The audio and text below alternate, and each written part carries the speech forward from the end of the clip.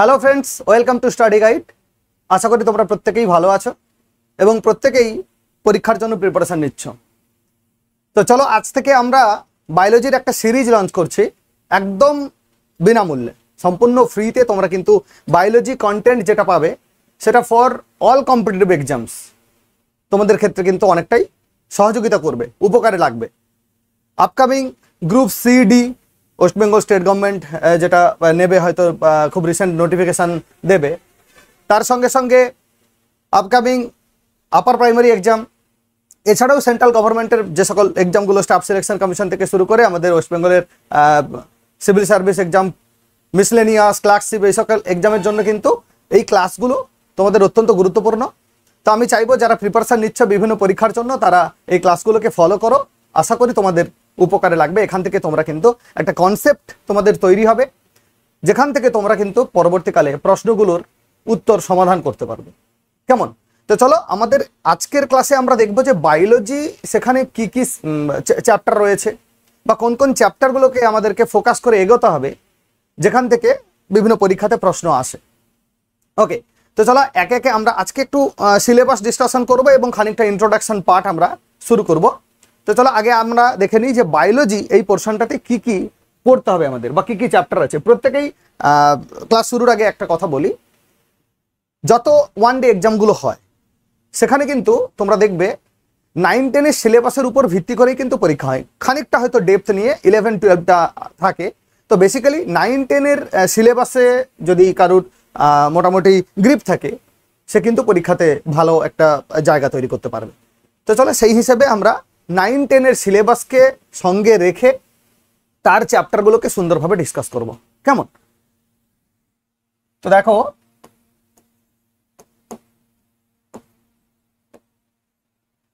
Biology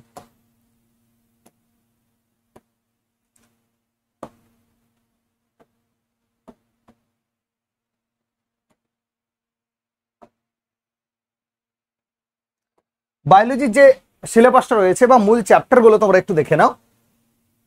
first যেটা রয়েছে that is introduction.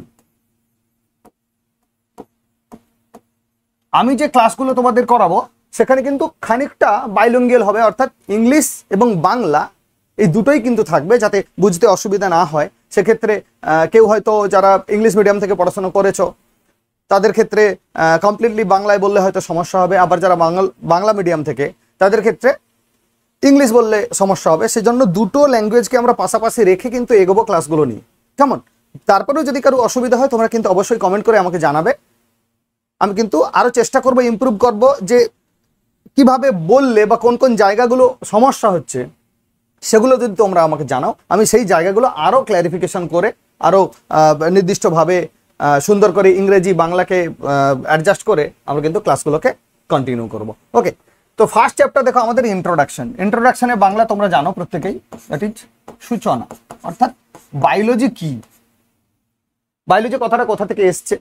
আমরা অ্যাকচুয়ালি 9-10 যেটা পড়েছিলাম সেটা কিন্তু বায়োলজি নয়, আমরা পড়েছিলাম লাইফ সায়েন্স, যেটাকে আমরা বলছিলাম জীবন বিজ্ঞান, অর্থাৎ জীব জাতীয় বিজ্ঞান, জীব সম্পর্কিত বিজ্ঞান, that is called life science. Okay, কিন্তু পরবর্তীকালে হায়ার স্টাডিজ ক্ষেত্রে আমরা যখন 11-12 যাচ্ছি সেখানে লাইফ সায়েন্স থাকছে না, সেটা হয়ে যাচ্ছে কি বায়োলজি, যেটাকে আমরা বলছি জীববিদ্যা। কেমন? নেক্সট যে চ্যাপ্টারটা আমাদের আছে সেটা কিন্তু আমাদের সেল বায়োলজি। সেল বায়োলজি, যেখানে আমরা কি কি পড়তাম? সেল পড়তাম, সেলের স্ট্রাকচার কি, ফাংশন কি, এবং কত ধরনের সেল হয়, ছোট সেল, বড় সেল, লম্বা, সব থেকে লম্বা সেল। হিউম্যান বডির ক্ষেত্রে আমরা দেখেছি লম্বা সেল, বড় সেল, ছোট সেল, এগুলো আমরা পড়েছি। তো এই সেল, তার স্ট্রাকচার, ফাংশন নিয়ে আমরা পড়বো। সেল বায়োলজি, এটাকে আমরা বলতে পারি কোষ বিজ্ঞান, বলতে পারি আমরা বলবো কোষ বিজ্ঞান। এটাকে আরেকটা ভাবেও আমরা জানতে পারি, এটাকে বলা হয় সাইটোলজি। ওকে, আমরা এটাকে বলি সাইটোলজি। কেমন? এরপরে যেটা আমরা পড়বো সেটাকে বলা হচ্ছে টিস্যু। টিস্যু বলা হচ্ছে, টিস্যু মানে কি? টিস্যু মানে হচ্ছে কলা। কলা কি? কলা হচ্ছে কতকগুলো সেল যার গঠন এবং কাজ একই, সেই রকম কিছু সেল একসঙ্গে মিলে একটা তন্ত্র তৈরি করে, তাকে আমরা বলছি কলাতন্ত্র, বা সেটাকে আমরা বলছি কলা। আমরা সেই টিস্যু সম্পর্কে পড়ব। নেক্সট যেটা আমরা পড়ব, এই যে সেল বায়োলজিটা আমরা পড়ছি, এখানে কিন্তু সেলের গঠন পড়ব, প্রোক্যারিওটিক সেল, ইউক্যারিওটিক সেল, তার স্ট্রাকচার কি, ফাংশন কি, সেল অর্গানেলস, এগুলো নিয়ে পড়ব। কিন্তু এর একটা এক্সটেন্ডেড পার্ট রয়েছে, দ্যাট ইজ সেল ডিভিশন। আমরা কিন্তু সেটাকে স্পেসিফিক্যালি পড়ব। সেল ডিভিশন থেকে কিন্তু প্রচুর প্রশ্ন আসে, তাই আমি আলাদা করে ওই চ্যাপ্টারটাকে পড়াবো তোমাদেরকে, দ্যাট ইজ সেল ডিভিশন বা কোষ বিভাজন আমরা বলতে পারি। সেল ডিভিশন, সেল ডিভিশন যেটাকে আমরা বাংলায় বলছি কোষ বিভাজন। ওকে, আমরা বলছি কোষ বিভাজন। এই কোষ বিভাজনের ক্ষেত্রে আমরা জানি বা তোমরা 9-10-এ পড়েছো, অ্যামাইটোসিস প্রকৃতির কোষ বিভাজন ঘটে, মাইটোসিস প্রকৃতির কোষ বিভাজন ঘটে, মিওসিস প্রকৃতির কোষ বিভাজন ঘটে। সেক্ষেত্রে আমরা দুটো কথা পড়ব, ডিএনএ এবং আরএনএ, যেটাকে বলা হচ্ছে ডিঅক্সিরাইবোনিউক্লিক অ্যাসিড, আর একটাকে বলা হচ্ছে রাইবোনিউক্লিক অ্যাসিড। যেহেতু ডিএনএ আর আরএনএ বায়োমলিকুলস বা জীবাণু, একে কিন্তু আমরা আলাদা করে পড়ব, তাই নেক্সট চ্যাপ্টার লেখো তোমরা ডিএনএ অ্যান্ড আরএনএ। এগুলোকে বলা হচ্ছে বায়োমলিকুলস, বায়োমলিকুলস, বায়োমলিকুলস, যার বাংলাটাকে আমরা বলছি জীব অণু। এর উপকারিতা আছে, এর যে ফাংশন সেটা কিন্তু আমাদের জানতে হবে, তাই না? সেল ডিভিশনের ক্ষেত্রে জানতে হবে। বিভিন্ন রোগ সম্পর্কিত আমরা পড়বো, জিন ঘটিত রোগের কথা জানবো, তাই আমাদেরকে কিন্তু এই ডিএনএ অ্যান্ড আরএনএ এই পোর্শনটা বা এই চ্যাপ্টারটা কিন্তু আমাদেরকে ভালো করে পড়তে হবে। ওকে, নেক্সট যদি আমরা দেখি, এরপর আমরা চলে যাব digestive system. Digestive system, digestive সিস্টেমকে বাংলায় আমরা কি বলি বলতো? আমরা বলি পরিপাক তন্ত্র। আমরা ঘুম থেকে ওঠা থেকে শুরু করে ঘুমোতে যাওয়া পর্যন্ত যা যা কাজ করি, তার জন্য আমাদের কি হয়? এনার্জির দরকার হয়, শক্তির দরকার হয়। যে কোনো কাজ করতে গেলে শক্তি দরকার। সেই শক্তি আমরা কোথা থেকে পাই? খাবার থেকে পাই। কারণ তোমরা নিশ্চয়ই জানো এই কথাটা, খাদ্য, বস্ত্র, বাসস্থান একটা মানুষের জন্য বেঁচে থাকার জন্য অত্যন্ত জরুরি। তো সেই খাদ্য যে আমরা খাই, সেগুলো আমাদের শরীরে কিভাবে পাচিত হয়, কিভাবে পরিপাক হয়, এবং সেখান থেকে কিভাবে শক্তি তৈরি হয়, যে শক্তিটা দিয়ে আমরা কিন্তু কাজ করতে পারি। তো দেখো, কোন খাবার থেকে আমরা কতটা এনার্জি পাচ্ছি। যেমন তোমরা খাবারের মধ্যে শুনবে কার্বোহাইড্রেট, এই কথাটা শুনেছ, প্রোটিন, এই কথাটা শুনেছ, ভিটামিনস, মিনারেলস, ফ্যাট, এই জাতীয় কথাগুলো শুনেছ। তো এই কার্বোহাইড্রেট, প্রোটিন অ্যান্ড ফ্যাট যেগুলো আমরা খাচ্ছি সরাসরি, তাদের মধ্য থেকে পাওয়া যাচ্ছে। কিন্তু যেগুলোর অভাব ঘটলে, যেমন ধরো ভিটামিনস, মিনারেলস, এগুলোর অভাব ঘটলে আমরা কিন্তু অ্যাকচুয়ালি এগুলোকে আলাদা করে খাদ্য হিসেবে খাই না, খাবার থেকে পাওয়া যায় ঠিকই, কিন্তু এগুলো আমাদের শরীরে কিন্তু রোগ প্রতিরোধ ক্ষমতা কিন্তু বাড়িয়ে তোলে, অর্থাৎ আমাদের যে ইমিউন সিস্টেম তাকে অ্যাক্টিভেট করে। তাই জন্য আমরা কিন্তু আলাদা করে ভিটামিনস অ্যান্ড মিনারেলস বা নিউট্রিশন, যেটা আমাদের পুষ্টি, আমরা খাওয়ার কারণে আমাদের শরীরে তো পুষ্টি হয়, সেই পুষ্টির জন্য কি কি উপাদান আমাদের দরকার, কম্পোনেন্টস দরকার, কি কি ভিটামিনস দরকার, সেগুলো কিন্তু আমাদেরকে পড়তে হবে। তাই নেক্সট চ্যাপ্টার হিসেবে আমরা পড়বো কি? নিউট্রিশন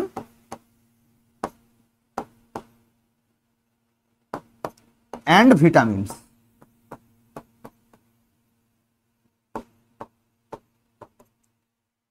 নিউট্রিশন মানে কি? বাংলাতে বলা হয় পুষ্টি, আর ভিটামিনস কে বাংলাতে কি বলা হয়? ভিটামিনে লিখবে তোমরা। ওকে, ভিটামিনকে কি বলা হয়? ভিটামিন সি বলা হয়। ওকে, তাহলে আমরা দেখো, এখানে দেখো কি কি, introduction, sell biology, that is কোষ বিজ্ঞান, যেটাকে আমরা বলছি সাইটোলজি, সেটা পড়বো। টিস্যু চ্যাপ্টারটা পড়বো। সেল ডিভিশন বা কোষ বিভাজন, সেটা পড়বো। এরই স্পেসিফিক একটা পার্ট যেটা বায়োমলিকুলস বলা হচ্ছে বা জীবাণু, দ্যাট ইজ ডিএনএ এবং আরএনএ সম্পর্কে পড়বো। ডাইজেস্টিভ সিস্টেম, আমরা যা খাচ্ছি সেটা আমাদের শরীরে কিভাবে পরিপাচিত হচ্ছে বা পাচিত হচ্ছে, পরিপাক হচ্ছে, সেই পরিপাকের ক্ষেত্রে কোন কোন বিশেষ বিশেষ অঙ্গ সহযোগিতা করে সেটা সম্পর্কে আমরা জানব। এবং খাওয়ার পরে আমাদের শরীরের যে পুষ্টি হয়, আমাদের শরীরে যে শক্তি তৈরি হচ্ছে, সেই শক্তি কিভাবে তৈরি হচ্ছে এবং কি কি নিউট্রিশন দরকার আমাদের শরীরে, কি কি ভিটামিনস আমাদের দরকার, সেই বিষয়গুলো কিন্তু আমরা জানব। নেক্সট দেখো কি আছে, আমরা কি করলাম 7, নেক্সট লেখো 8। তা শরীরে পুষ্টির ক্ষেত্রে আমরা যে এই খাবার খাচ্ছি, সেই খাবারের পুষ্টির ক্ষেত্রে আমাদেরকে সহযোগিতা করে কিন্তু রক্ত। অর্থাৎ রক্ত আমাদের প্রত্যেকটা, তোমরা জানো আমাদের শরীরে রক্ত যেটা হচ্ছে সংবহন তন্ত্রের কাজ করে। তার মানে আমরা যে খাবারটা খাচ্ছি সেটা তো আমাদের শরীরের বিভিন্ন অঙ্গে পাচিত হচ্ছে। যেমন আমরা দাঁত থেকে যদি শুরু করি, মুখ থেকে শুরু করি, সেখানে লালারস মিশ্রিত হচ্ছে খাবারের সঙ্গে, গ্রাসনালী দিয়ে আমাদের পাকস্থলীতে যাচ্ছে, পাকস্থলী থেকে সেখান থেকে পাচিত হচ্ছে, ক্ষুদ্রান্তে যাচ্ছে, সেখান থেকে শোষিত হচ্ছে, কোষে কোষে চলে যাচ্ছে, এবং বাকি যে অংশটা, অবশিষ্ট অংশ, সেটা কি হচ্ছে আমাদের মল হিসাবে বাইরে বেরিয়ে যাচ্ছে। তো এই যে ক্ষুদ্রান্তের ডিওডিনাম, জেজুনাম, ইলিয়াম, এগুলো আমরা পড়বো। তো এই ক্ষুদ্রান্তের যে শোষিত হচ্ছে, অর্থাৎ খাদ্য থেকে পুষ্টি রস যেটা শোষিত হচ্ছে, সেটা কে সার্কুলেট করছে শরীরে? রক্ত। তাহলে আমাদেরকে কিন্তু এই জায়গায় রক্ত সম্পর্কেও পড়তে হবে, অর্থাৎ সার্কুলেটরি সিস্টেম, সার্কুলেটরি সিস্টেম, যেটাকে আমরা বলছি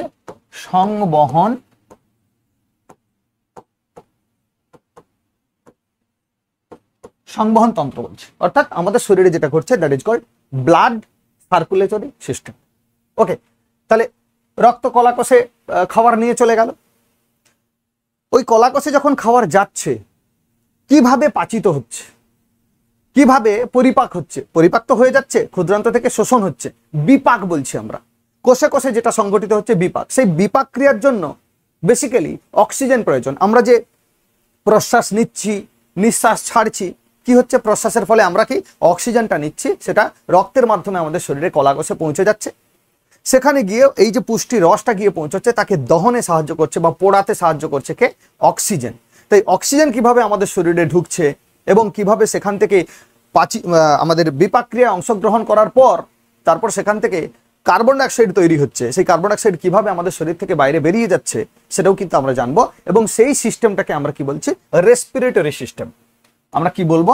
রেসপিরেটরি সিস্টেম। আমরা একদম সিস্টেমেটিক ওয়েতে পড়বো।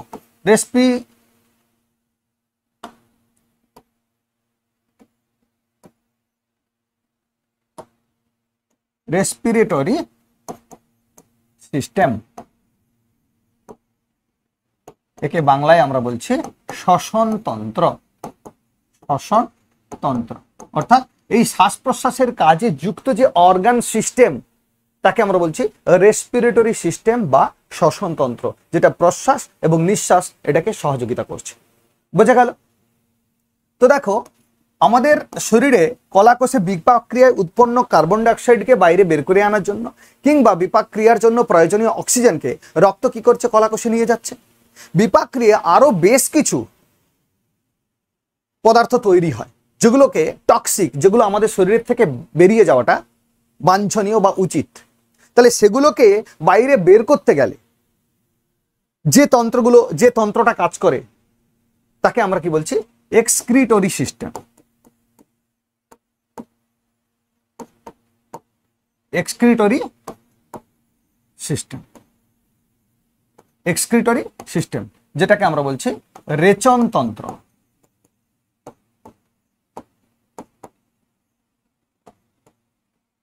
যেটাকে আমরা বলছি রেচন তন্ত্র। ওকে, এই যে পুরো ঘটনাটা ঘটছে শরীরের মধ্যে, পরিপাক হচ্ছে, বিপাক হচ্ছে, শ্বসন হচ্ছে, এবং শ্বসনের ফলে বা বিপাক ক্রিয়ায় যে উৎপন্ন হচ্ছে, মেটাবলিজম বলা হয়, বিপাকের ইংরেজিটা হচ্ছে মেটাবলিজম। এই বিপাক ক্রিয়ায় উৎপন্ন যে সকল পদার্থ, দূষিত পদার্থ আমাদের শরীরে উৎপন্ন হচ্ছে, সেগুলোকে বাইরে বের করে দিচ্ছে। এই যে প্রসেসটাকে এনহান্স করছে, এই যে প্রসেসটাকে কন্ডাক্ট করছে যারা, তারা হচ্ছে আমাদের শরীরে থাকা বিভিন্ন হরমোনস। সেই জন্য আমরা এটাকে আলাদাভাবে পড়ব, সেটাকে আমরা বলছি এন্ডোক্রাইন সিস্টেম। আমরা বলছি এন্ডোক্রাইন সিস্টেম। আমাদের শরীরের মধ্যে অজস্র গ্রন্থি রয়েছে। কোনোটাকে আমরা বলছি অন্তঃক্ষরা, অর্থাৎ যেখান থেকে উৎসেচক খরিত হচ্ছে।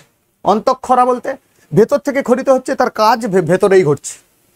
এইরকম বেশ কিছু একটা অর্গান রয়েছে, তাকে আমরা বলছি এন্ডোক্রাইন সিস্টেম, বা সেই তন্ত্রটা যেটা হেল্প করে তাকে আমরা বলছি এন্ডোক্রাইন সিস্টেম। এটাকে বলা হচ্ছে আমাদের অন্তঃক্ষরা তন্ত্র। অন্তঃক্ষরা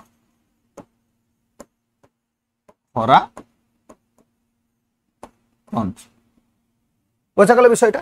অন্তঃক্ষরা তন্ত্র। তাহলে আমাদের শরীরে যা কিছু হচ্ছে, পরিপাক ক্রিয়া থেকে শুরু করে বিপাক ক্রিয়া, শ্বসন, এই প্রত্যেকটা জায়গাতে কলা কোষকে উদ্দীপিত করার জন্য এবং তাদের কাজকে সঠিকভাবে পরিচালনা করার জন্য আমাদের শরীরে বেশ কিছু গ্রন্থি আছে, যেগুলোকে অন্তঃক্ষরা গ্রন্থি বলা হয়। তাদের যে সিস্টেম, তারা যে সিস্টেমটা তৈরি করেছে, তারা যে মেকানিজমটা তৈরি করেছে, তারা যে তন্ত্রটা তৈরি করেছে, তাকে আমরা বলছি এন্ডোক্রাইন সিস্টেম।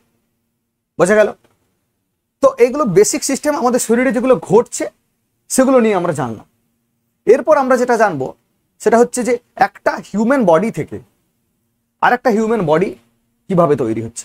অর্থাৎ সন্তান সন্ততি, মানুষের ক্ষেত্রে যদি ধরি বা জীবদের ক্ষেত্রে ধরি, কিছু কিছু প্রাণী রয়েছে যারা ডিম পাড়ে, আবার কিছু কিছু প্রাণী রয়েছে সরাসরি সন্তান প্রসব করে। এই যে সিস্টেম, অর্থাৎ সন্তান প্রসব করার ক্ষেত্রে বা নিজের একটা জেনারেশন তৈরি করার ক্ষেত্রে যে সিস্টেমটা সহায়তা করে তাকে কি বলে জানো? Reproductive system. কি বলা হয়?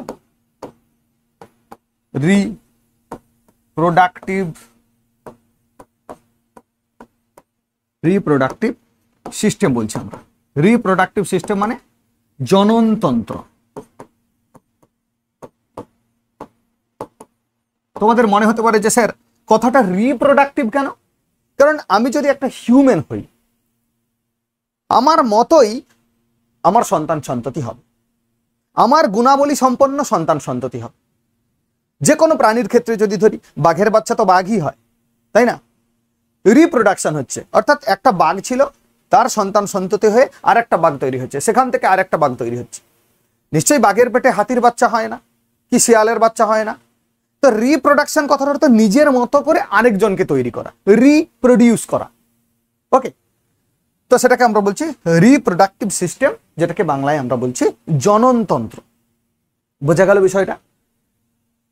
এর সঙ্গে আমাদের আরেকটা জিনিস, এই জননতন্ত্রের ক্ষেত্রে, জননতন্ত্রের পরে আচ্ছা রিপ্রোডাক্টিভ সিস্টেম যখন আমরা পড়বো, তার সঙ্গে সঙ্গে আমাদের আরেকটা জিনিস মনে রাখতে হবে। তা রিপ্রোডাকশনের ক্ষেত্রে মানুষের শরীরে কোন কোন অংশগুলো কেমনভাবে তৈরি হয়, অর্থাৎ মরফোলজি। যদি মরফোলজি কথাটা তোমরা শুনে থাকবে অনেকে, মরফোলজি বা অ্যানাটমি কথার অর্থ যেটা হচ্ছে আমাদের শরীরের যে অঙ্গ প্রত্যঙ্গ রয়েছে তাদের গঠন কি রকম। আমাদের শরীরে স্কেলিটাল সিস্টেম রয়েছে।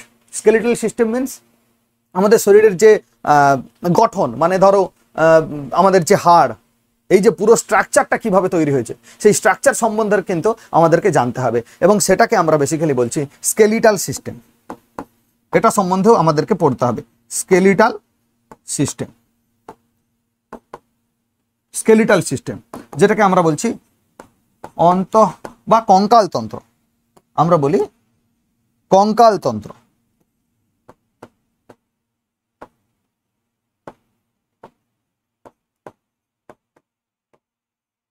কঙ্কাল তন্ত্র আমরা পড়ব। এর সঙ্গে সঙ্গে অর্গান রিলেটেড কিছু অংশ পড়ব, যেটাকে আমরা স্পেসিফিক্যালি বলছি সেন্স অর্গান।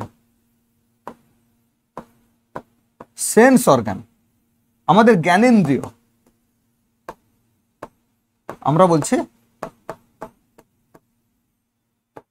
জ্ঞানেন্দ্রিয় পড়ব। কারণ তোমরা প্রত্যেকে জানো চোখ, কান, নাক, জিভ, চামড়া এগুলো কিন্তু আমাদের এই জ্ঞানেন্দ্রিয় পাঠে রয়েছে। এখানে আমরা পড়বো যেটাকে আমরা বলতাম চক্ষু, কর্ণ, নাসিকা, জিহ্বা, ত্বক, সেই সেন্স অর্গান কিন্তু আমরা এই জায়গাতে পড়বো। ওকে, এর পরে কি রয়েছে? জ্ঞানেন্দ্রিয়র পরে যদি আমরা পড়ি, স্পেসিফিক্যালি যেটা পড়বো সেটা হচ্ছে ট্যাক্সোনমি। ট্যাক্সোনমি মানে, ট্যাক্সোনমি কথার অর্থ হচ্ছে নামকরণ বা শ্রেণীবিন্যাস। আমরা বলবো শ্রেণীবিন্যাস। কি জিনিসটা? এটা আবার কি চ্যাপ্টার?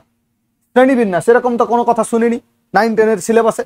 হ্যাঁ, তোমরা হয়তো 9-10 সিলেবাসে ট্যাক্সোনমি কথাটা শোনোনি, তবে এটা কিন্তু 11-12 সিলেবাসে আছে। ট্যাক্সোনমি কথার অর্থ হচ্ছে আমাদের যে এই যে জীবজগৎ, অর্থাৎ জীবজগৎকে দুটো ভাগে আমরা ভাগ করতে পারি। জীব বিজ্ঞান মানে জীবজগৎ নিয়ে যে বিজ্ঞান।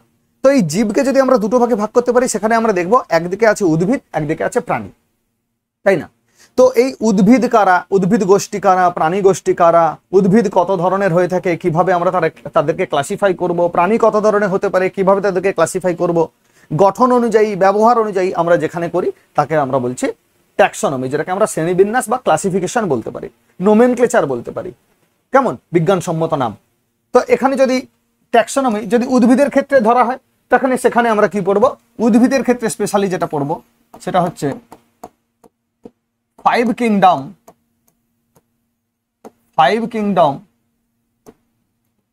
ক্লাসিফিকেশন।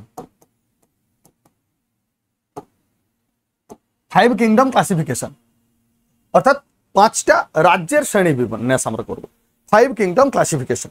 ওকে, এরপরে স্পেশালি আমরা যে পার্টটা পড়ব বোটানি, শুধুমাত্র উদ্ভিদদের নিয়ে পড়ব। বোটানি কথার অর্থ হচ্ছে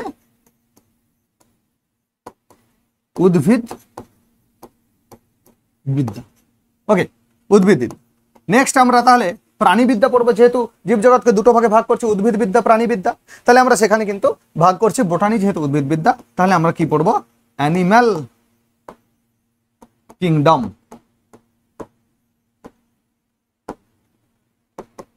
এটাকে আমরা বলবো, এটাকে তোমরা উদ্ভিদ বিদ্যাও বলতে পারো বা উদ্ভিদ রাজ্যও বলতে পারো, ঠিক আছে? অ্যানিম্যাল কিংডম কথার অর্থ হচ্ছে প্রাণী রাজ্য, আমরা বলবো প্রাণী রাজ্য। ওকে, নেক্সট একটা টপিক আমাদের কিন্তু খুব ভাইটাল, যেটা আমাদেরকে পড়তে হবে, সেটা হচ্ছে ডিজিজ। এখান থেকে কিন্তু প্রচুর প্রশ্ন আসে। তোমরা শুনে থাকবে ভাইরাস, মাইক্রোবস, ফাঙ্গাল বা ফাঙ্গাস, এই কথাগুলো তোমরা শুনেছ। ভাইরাস, ব্যাকটেরিয়া, ছত্রাক, আদ্য প্রাণী, এগুলো তোমরা শুনেছ। সেই ডিজিজ এগুলো কিন্তু পড়বো আমরা। আর একটা লাস্ট পার্ট রেখেছি আমি, সেটাকে আমরা বলবো মিসলেনিয়াস।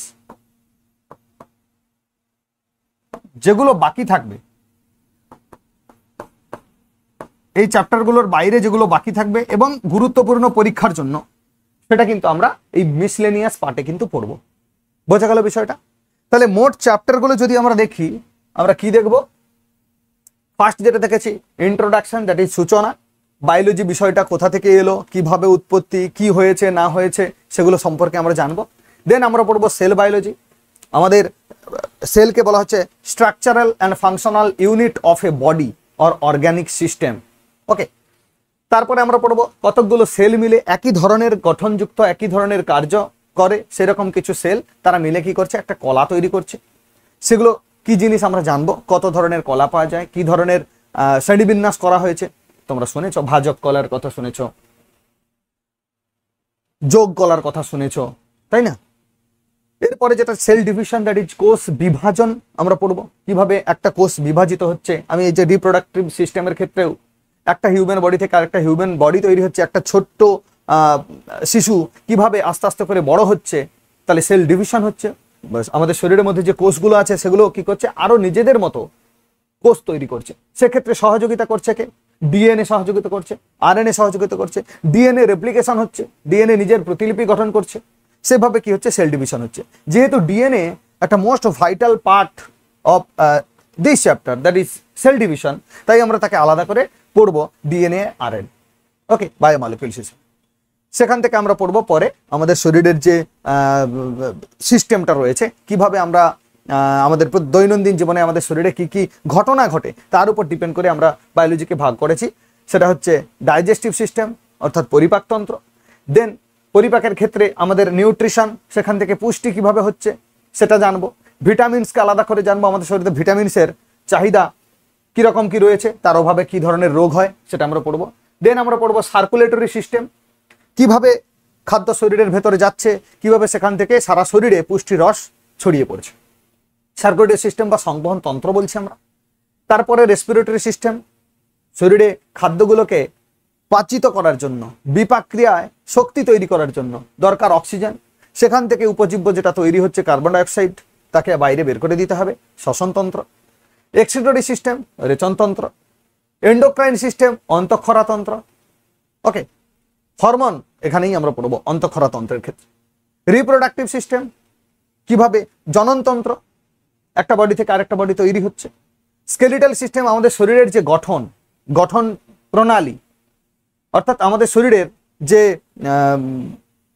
হাড় রয়েছে, কতগুলো হাড় রয়েছে আমাদের শরীরে, মাথা থেকে শুরু করে পা পর্যন্ত যে কঙ্কাল, সেটাকেই আমরা ইংরেজিতে বলি স্কেলিটন।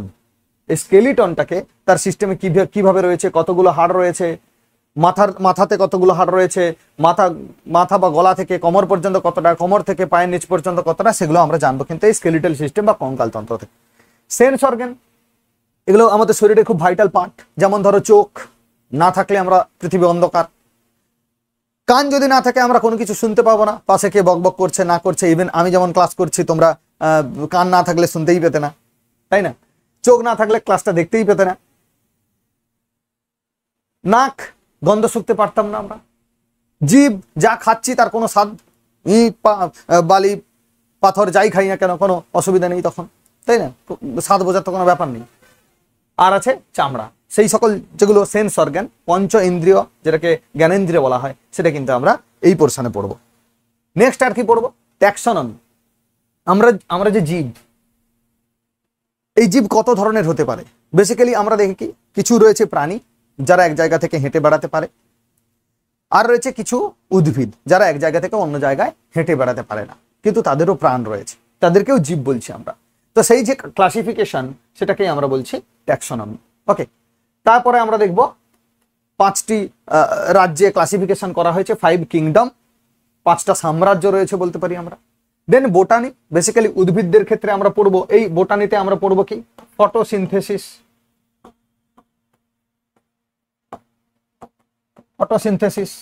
আমরা পড়বো। সালোক সংশ্লেষ কিভাবে হচ্ছে, উদ্ভিদরা কিভাবে আমরা খাদ্য তো তৈরি করতে পারি না, আমরা শুধু খাদ্য নিয়ে এসে রান্না করতে পারি, বাট খাদ্য তৈরি করতে পারি না। তৈরি কারা করে? উদ্ভিদরা। তাই উদ্ভিদের তৈরি খাবারকে নিয়ে কিন্তু আমরা বিভিন্নভাবে সুস্বাদু টেস্টি খাবার বানিয়ে ডিশ রেডি করি, ডেলিশিয়াস ডিশ। তো সেক্ষেত্রে ফটোসিনথেসিস কথা আমরা পড়বো। উদ্ভিদদের দেহে সার্কুলেশন সিস্টেম পড়বো, সার্কুলেশন বা সার্কুলেটরি সিস্টেম, অর্থাৎ এই খাবার তৈরির জন্য যা যা প্রয়োজনীয় সেগুলো কিভাবে, কারণ আমরা জানি ফটোসিনথেসিস কোথায় ঘটে? যেখানে ক্লোরোফিল রয়েছে উদ্ভিদের। আমরা জানি উদ্ভিদের পাতাতে ক্লোরোফিল রয়েছে, সেই পাতাতে সালোক সংশ্লেষ হচ্ছে সূর্যালোকের উপস্থিতিতে। কিন্তু মাটি থেকে আমরা জানি উদ্ভিদের মূল মাটি থেকে জল সংগ্রহ করে, তাই না? তো সেই জল কিভাবে পাতায় যাচ্ছে, এবং সেখানে যে রান্না করা খাবার, উদ্ভিদ যে রান্না করছে পাতাতে, সেই রান্না করা খাবার উদ্ভিদের যে গোটা শরীরে ছড়িয়ে পড়ছে, সেটা কিন্তু উদ্ভিদের সার্কুলেটরি সিস্টেম, উদ্ভিদের সংবহনতন্ত্র, যেখানে জাইলেমের কথা আমরা পড়বো, ফ্লোয়েমের কথা আমরা পড়বো, তাই না? উদ্ভিদের ক্ষেত্রেও রেসপিরেশন রয়েছে, রেসপিরেশন হচ্ছে, শ্বসন হচ্ছে, উদ্ভিদের ক্ষেত্রেও আমরা শ্বসনের কথা পড়বো। এক্সক্রিটরি সিস্টেম রয়েছে, উদ্ভিদ দেহ থেকেও আমরা কিছু রেচন পদার্থ পাই যেগুলো আমাদের কাজে লাগে। আমাদের রেচন পদার্থ কারোর কাজে লাগে না, তাই না? সম্পূর্ণটাই খারাপ জিনিস, একেবারে দূষিত জিনিস, কারোর কাজে লাগে না। কিন্তু উদ্ভিদের রেচন পদার্থ আমাদের কাজে লাগে। আমরা গঁদ পড়বো, তরুক্ষীর পড়বো, তাই না? এই কথাগুলো তোমরা হয়তো 9, 10 শুনেছো বা পড়েওছো এই বিষয়গুলো।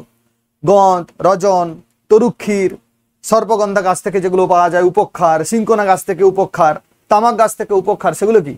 উদ্ভিদের রেচন পদার্থ, তাই না? সেগুলো কিন্তু আমরা এই জায়গাতে পড়বো, এই বোটানিতে পড়বো। আর কি? অ্যানিম্যাল কিংডম, প্রাণীদের ক্ষেত্রে শুধু ক্লাসিফিকেশনটা পড়বো। পর্বে ভাগ করতে পারি আমরা, গোষ্ঠীতে ভাগ করতে পারি, কিভাবে সেগুলো আমরা দেখবো।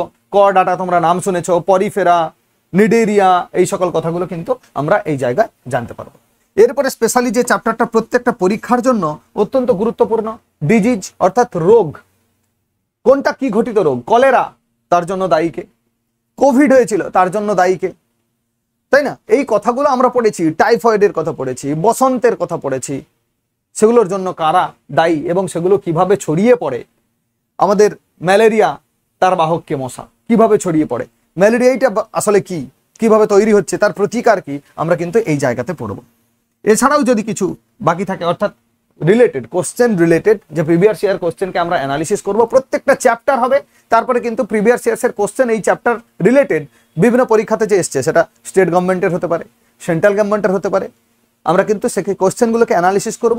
বাকি যে অংশগুলো রয়েছে সেই মিসলেনিয়াস পার্টে কিন্তু আমরা যখন পুরো বায়োলজিটা কমপ্লিট হয়ে যাবে, চ্যাপ্টার্সগুলো কমপ্লিট হয়ে যাবে, তখন কিন্তু আমরা এই পোর্শনটা করব।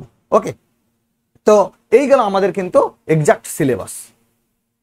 সিলেবাসটা তোমরা মনে করছো যে অনেক বড় 20টা চ্যাপ্টার, এরকম ব্যাপারটা কিছু নয়। আমরা কিন্তু যেগুলো প্রিসাইজলি পড়বো, একেবারে সব পড়তে হবে এমন কোনো ব্যাপার নেই, যেগুলো গুরুত্বপূর্ণ। কারণ আমরা এখানে কেউ বায়োলজিস্ট হতে আসেনি, আমরা বায়োলজিটাকে পড়বো to overcome the difficulties in the examination হল।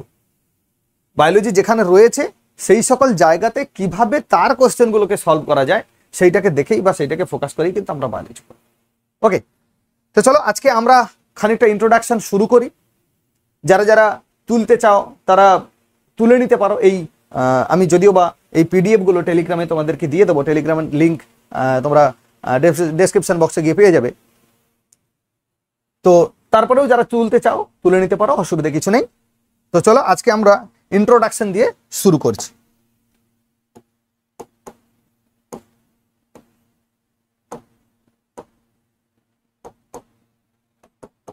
ইন্ট্রোডাকশন অর্থাৎ সূচনা।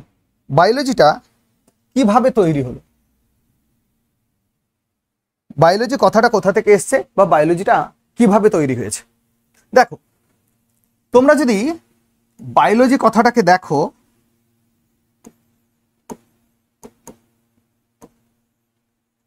বায়োলজি কথাটা দেখো, এখান থেকে তোমরা দুটো জিনিস পাবে। একটাকে আমরা বলছি বায়ো, আর একটাকে আমরা বলছি লজি।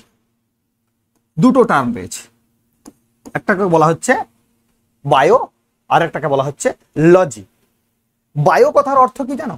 আমি যদি একদম গোদা বাংলায় বলতে চাই, বায়ো কথার অর্থ মানেই হচ্ছে জীব, যার মধ্যে প্রাণ আছে।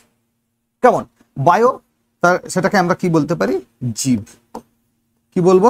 জীব, অর্থাৎ যার প্রাণ আছে, যে হেঁটে চলে বেড়াতে পারে, নতুবা বড় হতে পারে, এবং যেটা মারা যেতে পারে। উদ্ভিদদের ক্ষেত্রে আমরা যদি দেখি, প্রাণ আছে, এক জায়গা থেকে অন্য জায়গায় চলতে পারে না, কিন্তু তার বেড়ে ওঠা, তার মারা যাওয়া পর্যন্ত আমরা কিন্তু দেখতে পাই, এই ঘটনাগুলোকে চাক্ষুষ করতে পারি। তো এদেরকেই বলা হচ্ছে জীব। লজি কথার অর্থ হচ্ছে স্টাডি, বা আমরা বলতে পারি পড়া, অধ্যয়ন করা বলবো আমরা।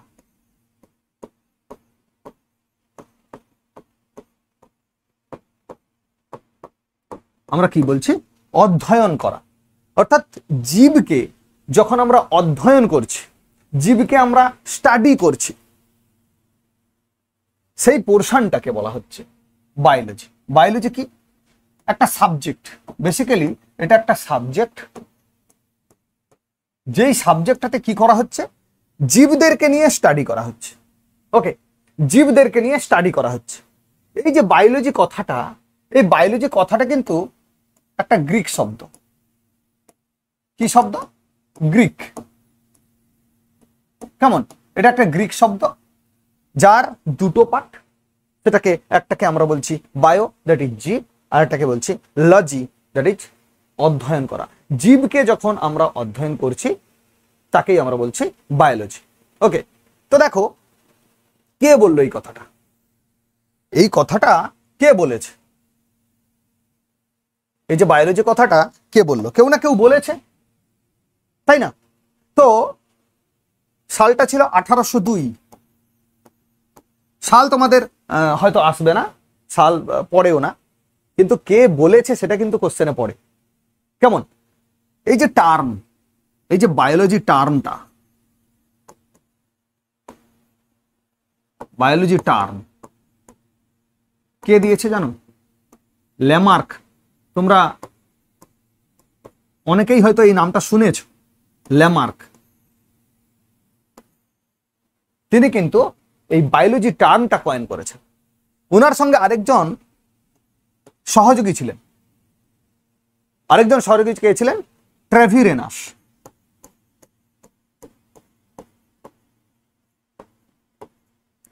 এগুলোতে বাংলায় লেখার দরকার নেই, কারণ এগুলো বিজ্ঞানীদের নাম। তো এই ল্যামার্ক এবং ট্রেভিরেনাস দুজনে মিলে কিন্তু এই বায়োলজি টার্মটাকে কয়েন করেছে। কেমন বোঝা গেল বিষয়টা? এখানে একটা জিনিস আমাদের কোশ্চেনে পড়ে, কি পড়ে? কোশ্চেনে পড়ে এই যে বায়োলজি, কারণ তোমরা প্রত্যেকেই শুনেছ যে কোনো সাবজেক্টের একজন ফাদার থাকে। কে তৈরি করেছে সেই সাবজেক্টটা? ইতিহাসের জনক আমরা কাকে বলি? হেরোডোটাসকে বলি, তাই না? তো সেক্ষেত্রে এই বায়োলজি, এই সাবজেক্টের জনক কাকে বলা হয়, অর্থাৎ ফাদার অফ বায়োলজি। আমরা কি বলবো? Father of biology. Father of biology কাকে বলে? তোমরা যদি কেউ জানো কমেন্ট করে জানাবে অবশ্যই। আমি বলে দিচ্ছি, কি হবে? অ্যারিস্টটল। অ্যারিস্টটলকে বলা হয় ফাদার অফ বায়োলজি। বুঝে গেল? তো দেখো তাহলে ফাদার অফ বায়োলজিকে অ্যারিস্টটল। বায়োলজি যে টার্মটা, শব্দটা কে প্রথম ব্যবহার করেছে বা কে বলেছেন বা কয়েন্ড বাই, বায়োলজি এই টার্মটা কয়েন্ড বাই কি? Lamarck and Treviranus. বুঝে গেল বিষয়টা? এইবার আমরা বায়োলজিকে আরো ভালো করে দেখব। কিরকম? বায়োলজি মানে জীববিদ্যা, তাই না? বায়োলজি মানে জীববিদ্যা। তাহলে বায়োলজি যদি জীববিদ্যা হয়, জীব তো আমাদের দু প্রকার, তাই না?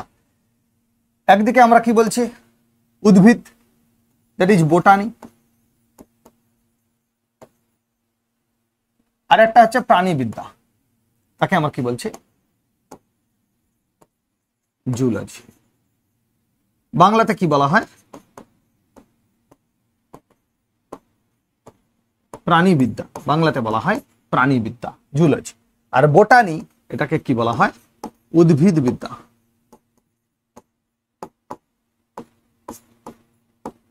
গাছেদের সম্পর্কে যেখানে আলোচনা করা হয়েছে তাকে আমরা বলছি বোটানি, আর যেখানে প্রাণীদের সম্পর্কে আলোচনা করা হয়েছে তাকে আমরা বলছি জুলজি। তাহলে বোটানি আমরা কি বলতে পারি?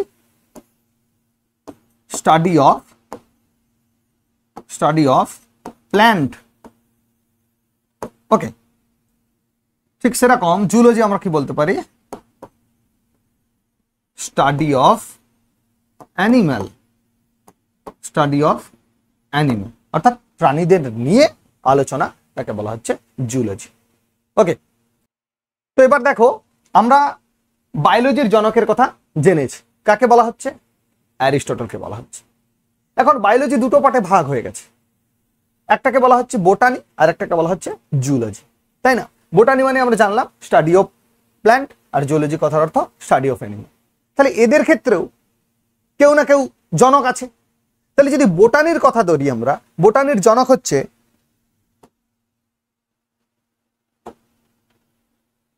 বা বোটানির ফাদার, তার নাম হচ্ছে থিওফ্রেস্টাস। নাম কি? থিওফ্রেস্টাস। ইনাকে বলা হয় ফাদার অফ বোটানি। মনে থাকবে সবার? নামটা একটু জটিল, বাংলায় লিখে দিচ্ছি,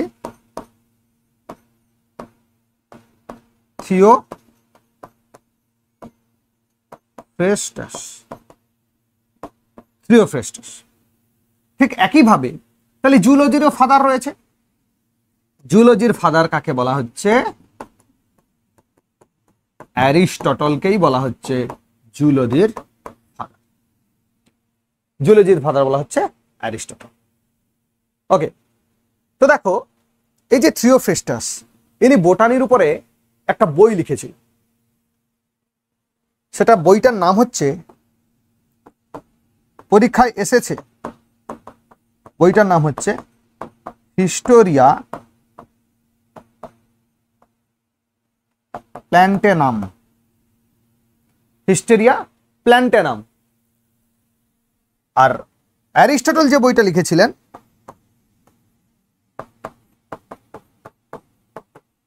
হিস্টোরিয়া অ্যানিমেলিয়া, বোঝা গেল? এটা কিন্তু অবশ্যই মনে রাখবে এই বিষয়, এই জায়গাগুলো। একটা হচ্ছে ফাদার কার, বোটানির, তার লেখা বই, ফাদার অফ বোটানিকে থিওফ্রিস্টাস, তার লেখা বইয়ের নাম হিস্টোরিয়া প্ল্যান্টেনাম বা প্ল্যান্টেরাম। আর জুলজি সেখানে কি ফাদার অ্যারিস্টটল, তার লেখা বইয়ের নাম হিস্টোরিয়া অ্যানিমেলিয়া, বোঝা গেল? তো দেখো আমরা বায়োলজির এই দুটো শাখা মেনলি পড়লাম। এর বাইরেও কিছু স্পেশাল বায়োলজির কিছু উইংস রয়েছে, সেগুলো কিন্তু আমরা একে একে জানবো। যেমন ধরো তোমরা শুনে থাকবে হয়তো একটা উইংস রয়েছে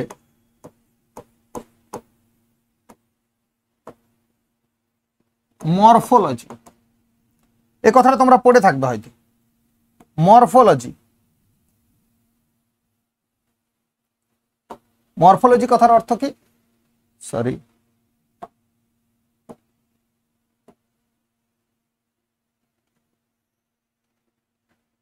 মরফোলজি এই কথাটা তোমরা হয়তো প্রত্যেকেই শুনেছ। যখন কোনো জীবের বাইরের গঠন অর্থাৎ এক্সটার্নাল স্ট্রাকচার নিয়ে আলোচনা করা হবে, বা বায়োলজির যে শাখাতে কোনো জীবের এক্সটার্নাল স্ট্রাকচার নিয়ে আলোচনা করা হচ্ছে, তখন তাকে আমরা বলছি মরফোলজি। তাহলে আমরা লিখতে পারি কি,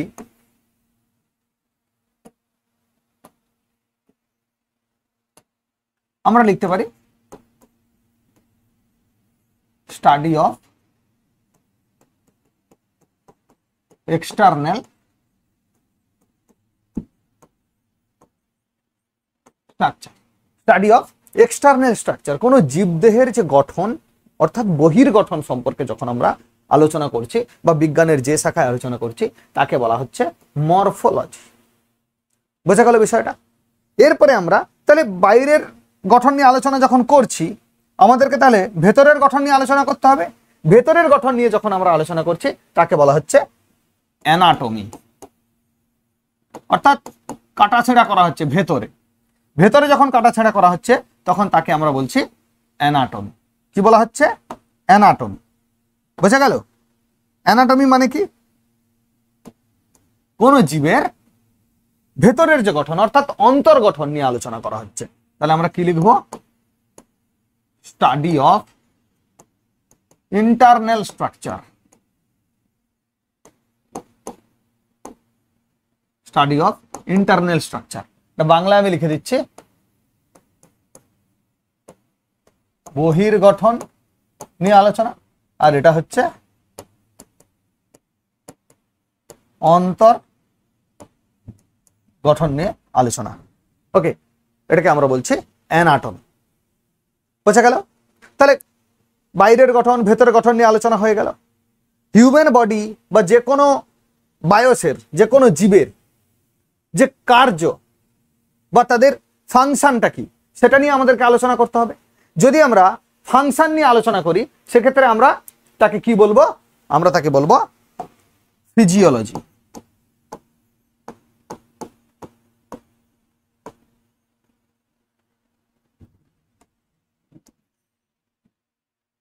আমরা তাকে বলছি ফিজিওলজি। ফিজিওলজি কথার অর্থ কি? স্টাডি অফ ফাংশনস, অর্থাৎ কাজ নিয়ে আলোচনা। ওকে, জীবদের কাজ নিয়ে যখন আলোচনা করা হচ্ছে, তখন তাকে বলা হচ্ছে ফিজিওলজি। বোঝা গেল বিষয়টা? কেমন? তাহলে এই জিনিসগুলো কিন্তু মনে রাখতে হবে। কিরকম মনে রাখতে হবে? কারণ এগুলো কিন্তু পরীক্ষাতে আসে। মরফোলজি মানে হচ্ছে বাইরে, যখন বাইরে থেকে যখন কাটাছেঁড়া করা হচ্ছে, তখন তাকে বলা হচ্ছে মরফোলজি। যখন ভেতরে কাটাছেঁড়া করা হচ্ছে, তখন তাকে বলা হচ্ছে অ্যানাটমি। ঠিক আছে? আর ফিজিওলজি হচ্ছে আমাদের যে জীবদেহ, সেই জীবদেহের যে কাজ, বিভিন্ন অঙ্গ প্রত্যঙ্গের কাজ, সেটাকে আমরা কি বলছি, বা সেই শাখাটাকে বিজ্ঞানের জীবন বিজ্ঞানের যে শাখায় বা বায়োলজির যে শাখায় আলোচনা করা হচ্ছে, তাকে আমরা বলছি ফিজিওলজি। ওকে, তো আজকের ক্লাস আমরা এখানেই শেষ করছি। নেক্সট ডেতে আমরা আলোচনা করব সেল বায়োলজি নিয়ে। ওকে।